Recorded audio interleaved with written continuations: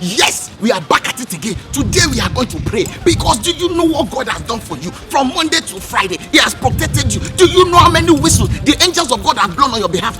All the enemies that are trying to get you, He protected you.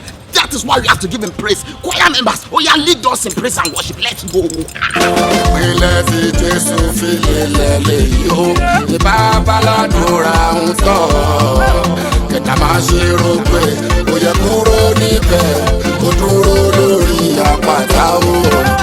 Wọ́n bá pè mí lọ́gà náà o, ní bàbá sí Pasuma, ní bàbá Baraka o, mo pa ọlọ́run máa lọ ká o.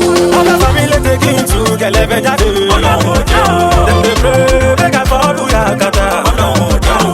Wọ́n fèlè aláwọ̀ wọ́n fèlè oníṣègùn. Ọlọ́run ò jẹ́ o. Èrò wọn lórí mi ti já sófo. Ọlọ́run ò jẹ́ o. Sẹ́límọ́ láìka. Ládàkú bọ́nà yà kálí sí ìyá. Màláìka mẹ́wàdà kọjú sí wọn kó máa bá wọn jà. Wọ́n yẹ̀ṣẹ́ kó yẹ̀ṣẹ́ o.